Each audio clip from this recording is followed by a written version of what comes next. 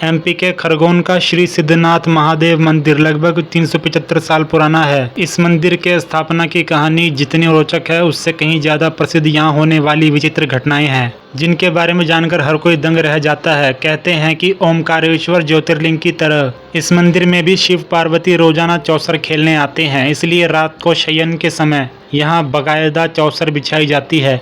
तो चलिए जानते हैं मंदिर में भगवान द्वारा चौसर खेलने की बात का हकीकत या फसाना। सांप की समाधि पर शिवलिंग।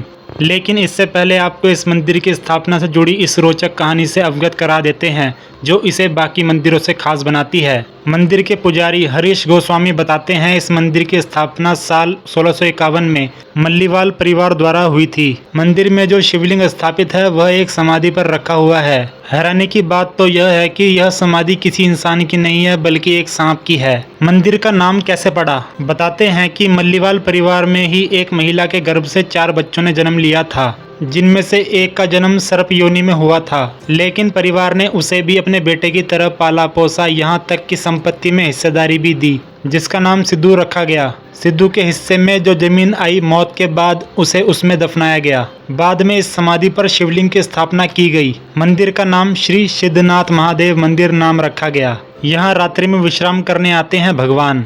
मंदिर के पुजारी ने यह भी बताया कि जिस प्रकार ओमकारेश्वर ज्योतिर्लिंग मंदिर में रोजाना शयन आरती के बाद पट बंद होने से पहले चौसर बिछाई जाती है और जब सुबह पट खुलते हैं तो चौसर बिखरी हुई नजर आती है, क्योंकि माना जाता है कि तीनों लोगों का भ्रमण करने के बाद रात के समय भगवान शिव और माता पार्वती इसी मंदिर में रात्रि विश्राम करने आते हैं। यहाँ चौसर बिखरी हुई मिलती है।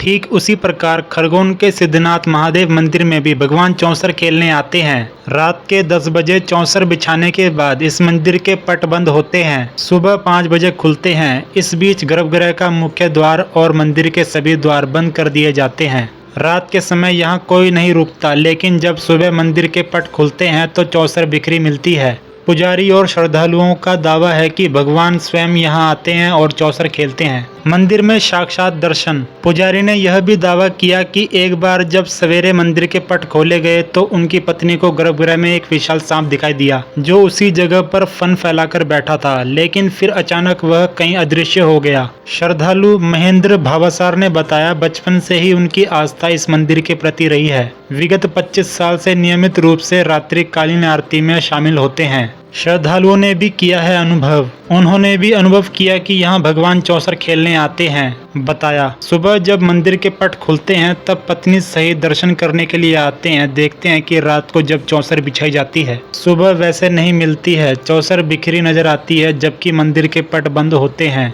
इसके अलावा भी यहाँ कहीं अन्य चमत्कार श्रद्धालुओं ने अभाव किए हैं। शायद इसी वजह से इस मंदिर के प्रति लोगों की बड़ी आस्था है।